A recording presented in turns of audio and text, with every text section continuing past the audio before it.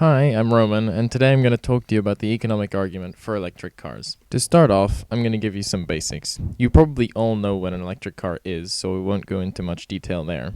What you might not know is that not all the energy you put into a battery will be stored, and not all the energy stored will be used efficiently in moving the car. In all electric cars today, we use lithium-ion batteries. They have about an 80% charge efficiency and a 90% discharge efficiency, which means already that for every watt-hour of electricity you put into your car, you only get about 0.72 watt-hours out of your car. The engine, however, also is not 100% efficient, so we take that into account in this graph.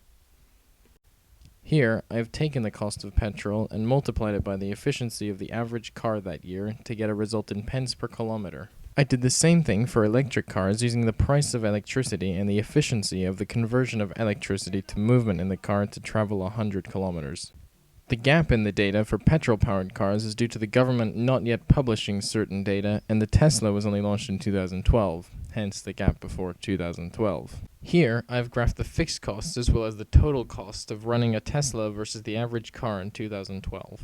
The x-axis is in 100 kilometers driven, and the y-axis is in the cost to travel that distance. As you can see, due to the lower running costs, it actually costs you less to do 10,000 kilometers in a Tesla than it does to use a Lexus.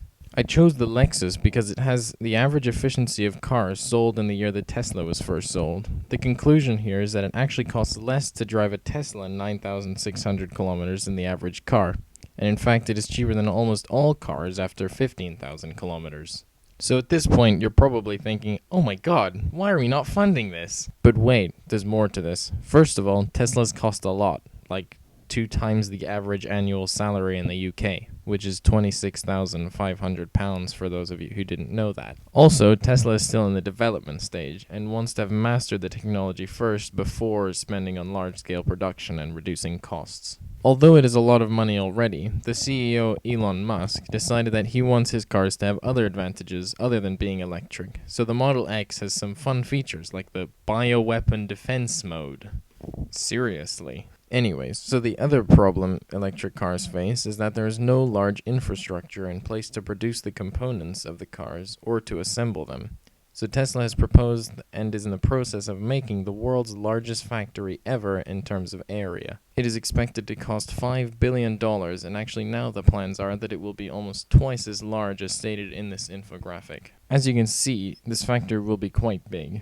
Some argue it is too big and might reduce efficiency in the long term, so it is unclear whether this will make them more affordable or not. As you can see here, the reason I'm not considering other manufacturers is simply because their cars are inferior in every way.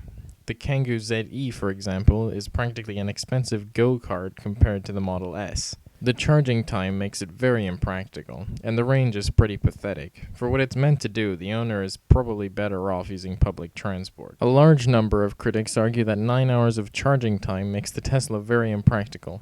However, recent advances in charging technology have meant that they can now be charged in 1 hour 15 minutes, which although might mean having to plan trips to charge the car before a long journey, it can be argued that this will give drivers a much needed rest during long trips. You may have forgotten, but human lives have value, and the key here is that cities have a lot of people in them, and smog causes cancer. So to avoid this, there are laws about burning coal in cities.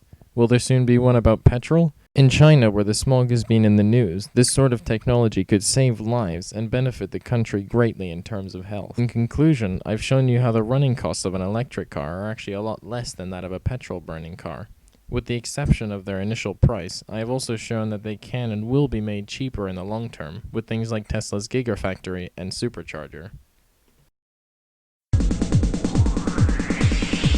And so I cry sometimes when I'm lying.